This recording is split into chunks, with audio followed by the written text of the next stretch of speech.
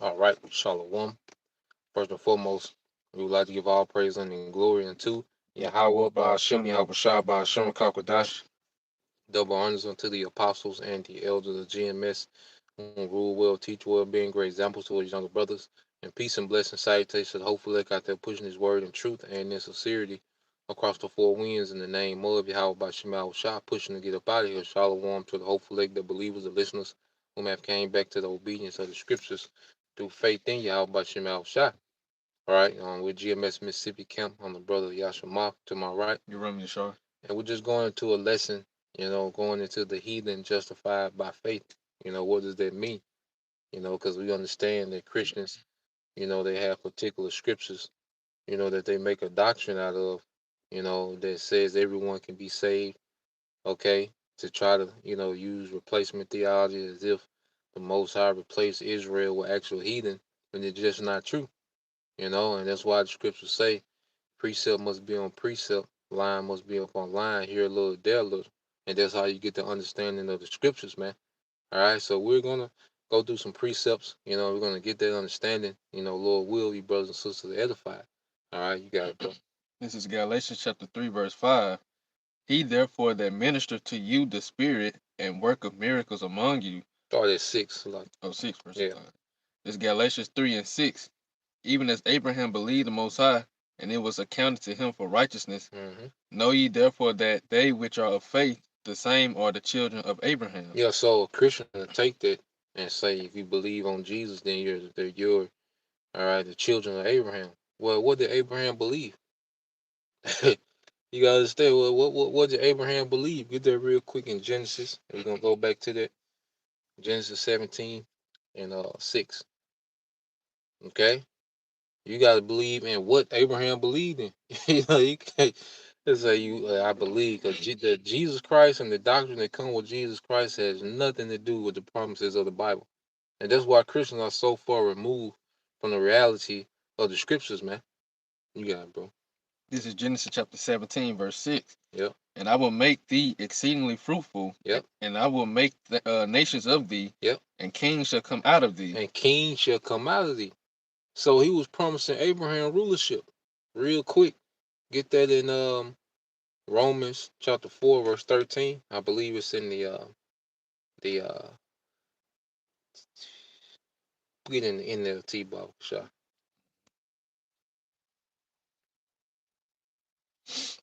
This is Romans chapter 4 verse 13 in the NLT. I just started 12 Bible shot. Verse 12 in the NLT. And Abraham is also the spiritual father of those who have been circumcised, but only if they had the same kind of faith Abraham had. If they only had the same kind of faith Abraham had. Okay? And the Christians will take that and say, see, I believe like Abraham. Well, what did Abraham believe in? Go ahead. But only if they have the same kind of faith Abraham had before he was circumcised. Clearly, the Most High's promise to give the whole earth to Abraham. Wait a minute. To give the whole earth. Okay, do Christians believe that they're going to get the whole earth? You see? Right. They think you got to die and get a reward. You just going to be floating around in the spiritual realm. No, Abraham believed that he was going to get the earth and rule in righteousness, man. Go ahead. And his descendants. And his descendants. Read 13 again. No interruptions. Like. Clearly, the Most High's promise to give the whole earth to Abraham and his descendants was based not on his obedience to the Most High's law, but on the right relationship with the Most High that comes by faith. So Abraham had a relationship with the Most High through faith. Because you got to think, he was asked to sacrifice Isaac. That was his heir. Remember, he's told that kings are going to come out of him. Pretty much, he's going to be the beginner He's going to be the beginning of a dynasty that the Lord will create on the earth. What makes a dynasty? A succession of kings that come from the same family, that come from the same lineage of people. Okay, that's why you had the Hasmonean dynasty dealing with the Maccabean brothers. You had, the Flavian dynasty dealing with those Roman Caesars. Okay, and there's plenty of dynasties when you go throughout history. But uh, uh, uh, uh, uh, Abraham was asked to sacrifice Isaac. Well, how can you have a dynasty if you sacrifice your heir? Abraham had that faith. Mm-hmm. Just like if I'm your business coach, and I'm promising you by the end of the year, you're gonna have the most successful trucking company, okay, in America, okay. And then I call you the next week and say, look, burn all your trucks up. You know what I'm saying? You're gonna be like, what? Right. You know what I'm saying? That's pretty much what was told to Abraham. Okay? So Abraham had faith that, okay, well, this is what the Lord want. I still got faith that he gonna do what he said about me. Okay, well, what type of faith would you have to have in your business coach, and you go burn all your trucks up? Okay, well, that's the faith that Abraham had in the Most High. No questions, No no doubt. question. Yeah. Okay. You see, so when Christians talking about we got the faith of Abraham, you don't know what Abraham believed in. Okay, you had something. No, okay. Okay, let's go back to that Galatians 3 and 6. It's back at Galatians chapter 3, verse 6. It says, even as Abraham believed the Most High, and it was accounted to him for righteousness, know ye therefore that they which are of faith, the same are the children of Abraham. Go ahead. Was I reading in the NLT? Or? No, you can read it. Okay. Verse 8, and the scripture foreseeing that the Most High would justify the heathen through faith, preached before the gospel of Abraham unto Abraham, saying, in thee shall all nations be blessed. Yeah, so Christians will take that and they see the word heathen justified by faith and all nations be blessed. Well, the nations that will come out of Abraham are the 12 tribes, man. Okay, they will be blessed through Abraham. Okay, and they will have faith on what Abraham had faith in. All right, and that was a righteous kingdom, a righteous eternal kingdom. Okay, so when you go to let's get that 2nd Ezra 2:34. Oh yeah, you got to make your points. I like it, bro. You said 2:34. Yeah. Make your point, brother. Because it was also told to Abraham that, he was given the son, but it wasn't the firstborn. Mm-hmm. It wasn't Ishmael. He was given to Isaac. So that's a part of also having the same faith as Abraham, because it was the Lord gave him the plan. It wasn't gonna go to Ishmael. It was gonna go to Isaac. From Isaac, it was gonna go to Jacob, because the Lord he allowed both of them to have two brothers, but the plan wasn't to give it to them. It was, it was already set how he wanted to do it. It was already ordained. And then also too, he told Abraham to separate from his family. Like you said, to create that dynasty, he had to separate from all the other people and other customs. So that's major faith. Like that's like somebody telling you to basically run away from home while you a child, and they gonna take care of you the whole way and build you up. You run away from something that's already established. Well, yeah, it was a lot of points that you made. Because first, Abraham had to be separated, which he was born where? Heir of the Chaldeans, Babylon. Like we was born in Babylon, we had to be separated. Then the Lord started dealing. And then he understood that the Lord said he was going to be blessed through Isaac, not Ishmael.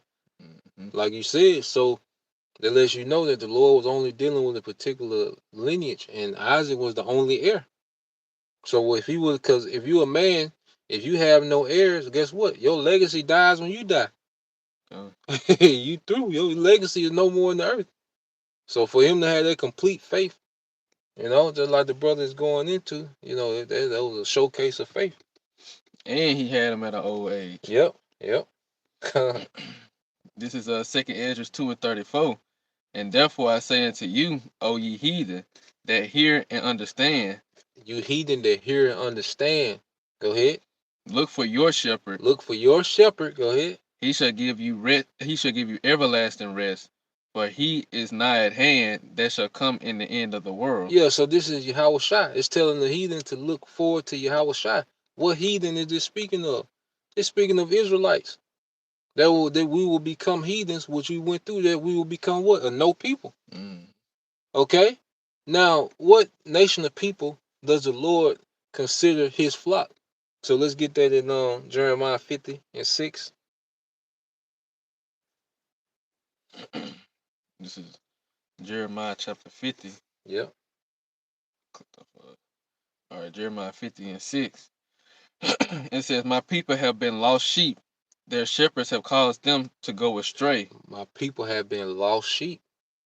My shepherd have caused them to go astray, which are the leadership of our people. And that's why Yahweh Shai, he was addressing the leadership mainly when he was cursing our people out. It was mainly the leadership, because they had caused Israel what? To go astray.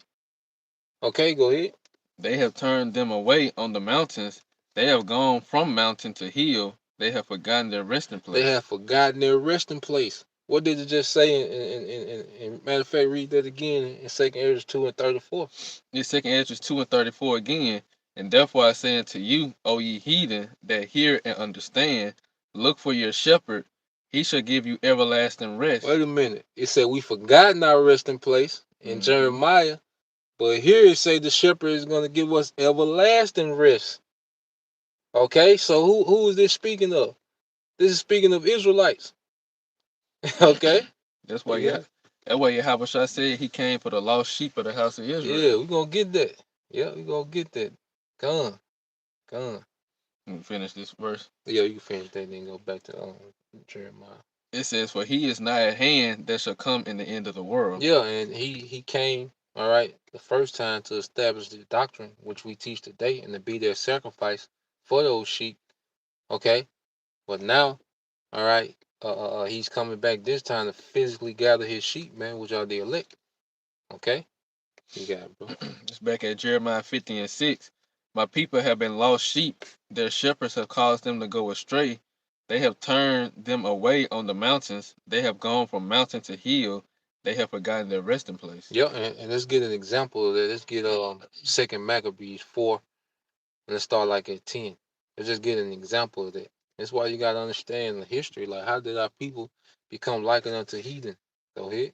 This is 2nd Maccabees. You want me to start at verse 9? Yeah, you start at 9. Where you see fit, bro? This 2nd Maccabees 4:9. It says, besides this, he promised to assign 150 more if he might have license to set him up a place for exercise and for the training up of the youth in the fashions of the heathen. Wait a minute. Training up the youth in the fashion of the heathen. Now, this is Jason, who pretty much paid his way to be high priest. You know, had his brother Onias, okay, killed. All right. They conspired, you know, had him killed, and he became the high priest, and he was a sellout under the Greeks. That's why scriptures say, my people have been lost sheep. Their shepherds, because he would be in the position of a shepherd, had caused them to go astray. So now we're going to read about an account where, hey, the shepherds, the leaders of our people, all right, turned us out into heathens, man. Yeah, bro. He said again, and for the training up of the youth in the fashions of the heathen, and to write them of Jerusalem by the name of Antiochians. Write them of Jerusalem by the name of Antiochians. That's the same thing as calling yourself an African American or American. So Antiochus was a Greek king. Okay?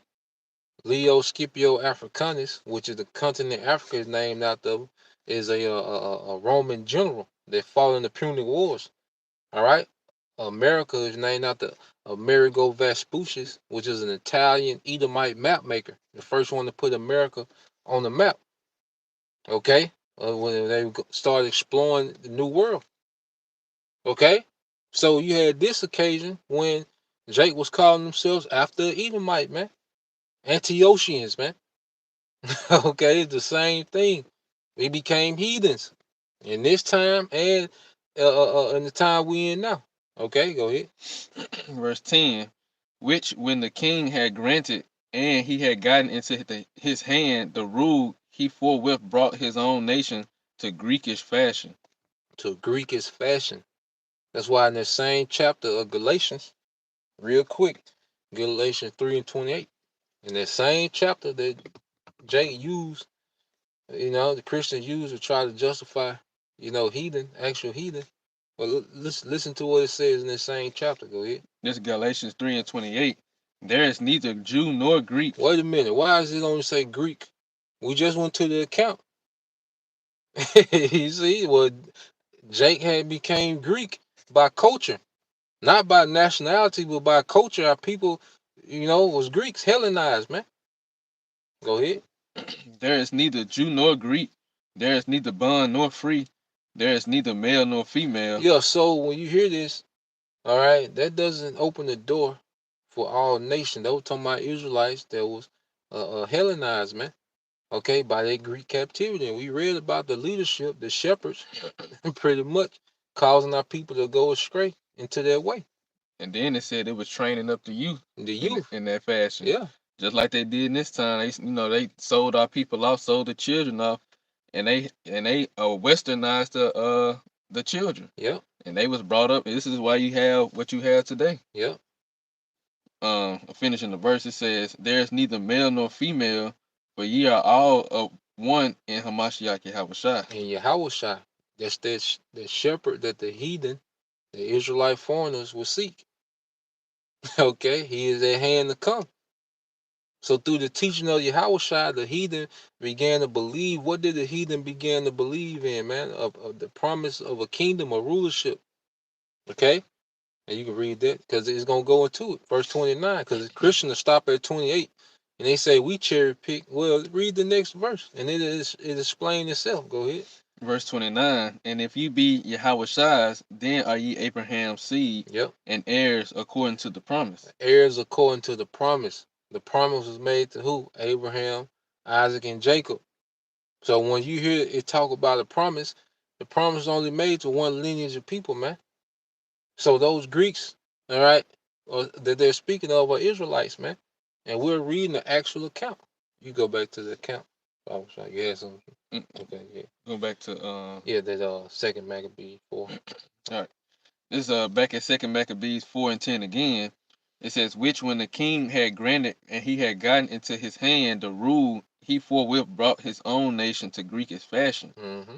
And the royal privileges granted of special favor to the Jews by the means of John, the father of Epiphanes, Yeah. who went ambassador to Rome for amenity and aid, he took away, and putting down the governments which were according to the law, he brought up new customs against the law. He brought up new customs against the law. Go ahead. For he built gladly a place of exercise under the tower itself, and brought the chief young men under his subjection, and made them wear a hat. Mm-hmm. Now such was the height of Greek fashions, and increase of heathenish manners, through the exceedingly profaneness of Jason, that ungodly wretch, and no high priest. So he brought them into what? The Greekish fashion. Okay? So when it speaks about the heathen in Galatians, it was talking about our people that will undergo their Hellenization, but the preaching of Yahushua will go abroad and they will believe. And what do they believe in, man? Okay? Oh, you had some? I was just gonna point out it said it brought it to the height, so they went all out for it. Yeah. And that's why it was so bad during the time of Yahushua. Yeah. And it was important for our people. Well, the disciples, which later became apostles, and that's why they had to, and Paul mainly going out to speak to all those that were keeping those customs, Yep. because it got to the point to where it was a major. Our people really indulged into the Greek customs. Mm-hmm. That's why I say it reached the height. Just like today. Who goes out with tattoos? You know? Okay. Who's going all out with these piercings now? Who's going all out with the alphabet community? Okay? Who's going all out with the dysfunctional families? Okay, the worship of self. The worship of money. Who goes all out like that, man? Okay, Jake is in the peak of the Greek fashion, man. Mm. The fashion of the West, man. Okay, so let's get that in what you had mentioned that in what that Matthew 10:5. Oh, come, yeah, Yep, come. you had mentioned. This is Matthew chapter 10, verse 5. It Yep, says, These 12 Yahweh sent forth and commanded them, saying, Go not into the way of the Gentiles, and into any city of the Samaritans enter ye not, but go rather to the lost sheep of the house of Israel. but go to the lost sheep of the house of Israel. The lost sheep. Okay, then shall the heathen look for their shepherd. Okay, a lot of our people became heathens, and in this captivity, all became like heathens, man. And back during the New Testament, a lot of our people had became heathens because we read that in Second Maccabees, the 4th chapter. Remember, there was several generations before Yahushua. So by the time Yahushua was on the scene and laid the foundation for the doctrine and was crucified and resurrected, then the apostles going out and the word going out to the Israelite foreigners. Okay, there was several generations after, man. So our people were deep into it, man. That's why the Book of Corinthians is 16 chapters, then 12 chapter part 2. Jake tripping. Right. They were born into it, just like we was born into, Western culture. The thing that we thought was normal was off. And guess what? We didn't understand the promises, man. Like we was raised in church, but we didn't have faith in what the Bible told us to have faith in, man. The promises of Abraham, Isaac, and Jacob. We wasn't taught those things, man. We weren't looking forward to eternal life Yeah. or just living on the earth, you know. What's that in get that in Colossians 1 and 12. Because remember, these epistles, this is being written to churches in Asia Minor, these Greek city states, man. Go ahead. This is Colossians 1 and 12. It says, Giving thanks unto the Father, which have made us meet to be partakers of the inheritance of the saints in light. Yeah, so why is he talking to actual heathens about inheritance? Okay, when the inheritance of the kingdom was only promised to one lineage of people. Go ahead. It says, Who have delivered us from the power of darkness and have translated us into the kingdom of his dear Son. And translate us into the kingdom. A kingdom is what? All right, the territory subjugated to a king. What was promised to Abraham? The earth. Okay, what was promised to Abraham? The earth. So the apostles was teaching a rulership to these Israelite foreigners who the circumcision looked at as heathens, and they believe. And they was translated from darkness because just like when we was in American culture, we didn't think about rulership and inheritance. Our lineage has an inheritance. We was in darkness to those things, man. Okay, the throne of David, we was in darkness. Okay, we vote, for Obama, through. All right, waiting for change. Yeah. Slogan, change. Yeah, you know. But now we've been pulled out of darkness, and now, okay, now we see where everything is building up to, man, and it's those promises of Abraham, Isaac, and Jacob. That's why Paul reiterated all of it in chapter 9. Going back and letting our people know that all this is still in place, and it's still for the nation of Israel, not just because you was Hellenized or you was Westernized, but if you're an Israelite, it's for you. But it's only for the elect right now. But it's only still to that same group of people. All of it was who it was promised to, and then he mentions Abraham again. Mm-hmm. All right. Yeah, get that guy out of here. What is it? Yaki must have to be black king on earth and then be a blacker king in the hill of afterlife. Get that guy out of here, man. As I say, if you an Edomite and you on the coming board with us, you ain't got no power, man. Right. if you here messing with us on lunch break, then you ain't got no power. You on lunch break scoffing, man. Okay, go ahead. Get that. Oh yeah, get that. 2 Timothy 4 and start at 7. All right, because who had the ministry, the office of teaching to the Israelite foreigners? Man, it was the Apostle Paul. And what did Apostle Paul believe? Go ahead. This 2 Timothy 4 and 7. I have fought the good fight. I have finished my course. I have kept the faith. Yeah, he had kept the faith. Wait a minute. Say that word faith. What does he have faith in? Let's read. Henceforth there is laid up for me a crown Wait a of minute. righteousness. A crown. Uh, So what does he have faith in? A rulership. So what you think he was teaching those Israelite foreigners? Okay? Which in the New Testament they was called Greeks and Gentiles and heathens. Okay? A rulership for Israel. Well, before Yahushua went back to the spiritual realm, what did they ask him? Without now restore the kingdom to Israel. mm-hmm. So if the Apostle Paul was teaching kingdom for the heathens, wouldn't there be some conflict when we read about a conflict in the scriptures, man? You notice how he didn't say I'll be in heaven or anything Yeah, like that. yeah. Christians believe Yeah, like henceforth I'll be up in heaven. yeah.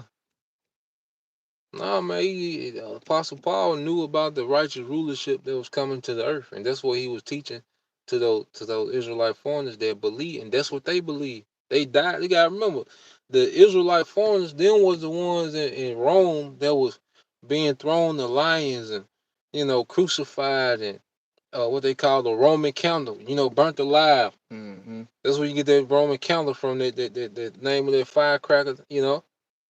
They were them was believers. So what did they believe in that to make them go through that? You see? Go ahead. Henceforth there is laid up for me a crown of righteousness, which the Lord, the righteous judge, shall give me at that day, but not to me only, but unto all them that also love his appearing. They also love his appearing. And we all are now coming into this one agreement that we can't wait for Yahushua to come back because we know what that means. The end of suffering, man.